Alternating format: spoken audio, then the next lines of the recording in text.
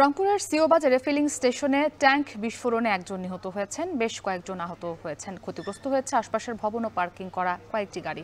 এ নিয়ে আরও জানাতে সেখান থেকে সরাসরি যুক্ত হয়েছেন মোকাররম হোসেন। মোকাররম, বিস্ফোরণের কারণ সম্পর্কে কিছু জানা গেছে কিনা জানাবেন, এবং এই মুহূর্তে সেখানকার সার্বিক পরিস্থিতি কি দেখছেন, ক্ষয়ক্ষতি কি পরিমাণ হয়েছে?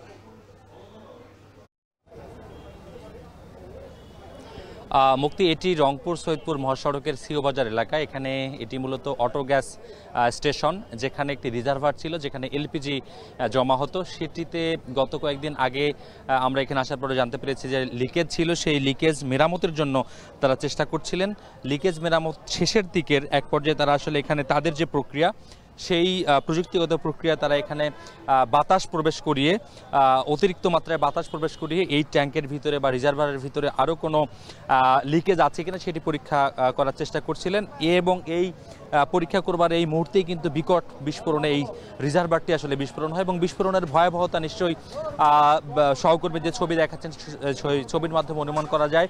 এবং এই যে লিকেজ, যেই ট্যাঙ্কে বিস্ফোরণ, সেই বিস্ফোরণের যে শব্দ, সেই শব্দে আশেপাশের যে প্রাচীর, সেই প্রাচীর ভেঙে গিয়েছে। ভেঙে গিয়ে ইটের টুকরো, দালানের খণ্ডাংশ, বিভিন্ন গাড়ির গ্লাসকে ক্ষতিগ্রস্ত করেছে। এবং এখানে স্টেশনে পার্কিংয়ে থাকা প্রায় 20টি অ্যাম্বুলেন্স সহ প্রাইভেট কার ক্ষতিগ্রস্ত হয়েছে, গ্লাস ভেঙেছে। এবং এখান থেকে অন্তত 200-300 ফিট দূরের যে বহুতল ভবনগুলো রয়েছে, সেই বহুতল ভবনের যে গ্লাস, সেটি ভেঙে গিয়েছে। এবং ধারণা করা হচ্ছে যে আশেপাশের যে ভবনগুলোতে যে ইলেকট্রনিক্সের জিনিসপত্র ছিল, টিভি, ফ্রিজ, সেটিও ক্ষতিগ্রস্ত হতে পারে বলে এখানকার স্থানীয় যে প্রত্যক্ষদর্শী আছেন তারা বলছেন।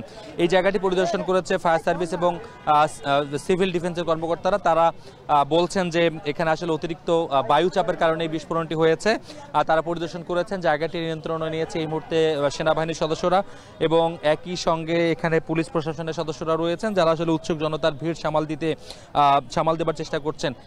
এখানেরকার যে ঘটনাটি ঘটেছে, সেই ঘটনায় ক্ষতিগ্রস্ত যে গাড়িগুলো আছে, গাড়িগুলো ছাড়াও একজন নিহত হয়েছেন।